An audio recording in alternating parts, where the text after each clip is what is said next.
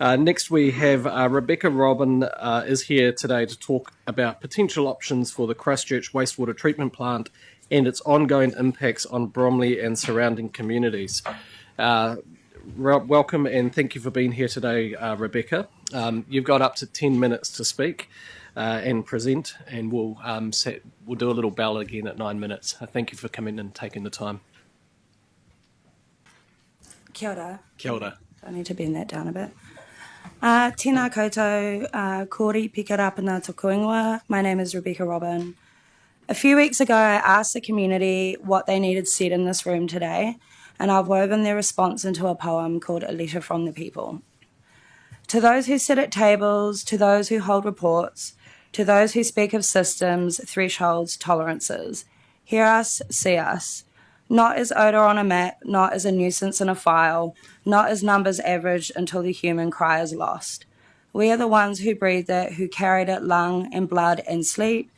We sealed our windows against the summer air and called it living. The body kept record when the system would not, hear the hammering head, the fogged mind, the child kept from the yard, the mother at the window, the household made a fortress against its own ear, and still called it home. They called it odour. We call it by its rightful name. The hour when public harm crossed the threshold of the home. The hour when those charged to protect turn their faces from harm. The hour that has not yet ended. Hear the ones who fled and paid dearly for leaving. Hear the ones who could not flee, too sick to move, too poor to go, too exhausted to fight, and yet unfallen. Still we are here, still breathing, still counting the cost of every breath drawn, and the place we call home. Let the record stand that the people spoke and we were not heard, that the people sickened and we were not seen, that the people carried truth in their own flesh long before power was willing to carry it in full. We are the ones who remained breathing the air you measured, living in the data you filed. Hear us, see us. Kia ora. So the community impact. So behind all of this is absolutely real people. So people in these communities have spoken about headaches, nausea, disrupted sleep, fatigue, stress, and the exhaustion of living with something that invades daily life and does not simply disappear when the day ends. There are families who have had to shut their windows, keep children inside, and make homes feel safe when the air outside does not. Some people have left because they feel they've had no choice. Leaving has come at an enormous personal and financial cost for many. Others have not been able to leave at all. They are too depleted, too stretched, or too constrained to take on the burden of moving, even while living with the effects of this every day. People have described the toll on their health, their peace of mind, their finances, and their sense of dignity. People have lost trust. The communities around this plant did not create this situation, yet they've been made to bear the full burden of it. Oh, I've lost my page. Okay, sorry. My recommendations to Environment Canterbury are these. I'm asking you to recognise that this is not only an environmental issue, it's also a human one. You are the regulator. The response required of council should reflect that and should reflect action that responds not only to environmental harm, but to harm being carried by the people living through it. This should be about caring for the well-being of the environment and the people alongside it. Kia ora.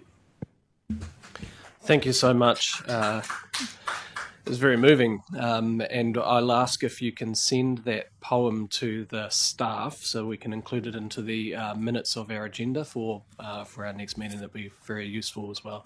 And firstly, I just wanted to say thank you for the burden that you'll be carrying as well as one of the community leaders speaking out on behalf of the communities. I know that these things do have sometimes a toll on yourself as well. So I just want to recognise that and thank you for what you're doing for your community. And I know that Reuben Davidson is also online here and is very much trying to work in that community as well. So with that, I'll ask questions of anybody. So I'll start with Councillor Campbell and then Councillor Mackay and then Councillor Robinson. Kia ora, Rebecca. A quite simple but maybe very difficult question, if that makes sense. What, if there is one thing that you want Environment Canterbury to do now, tomorrow, next week, in the next month, what is that one thing? To keep holding Christchurch City Council to account. Councillor Mackay.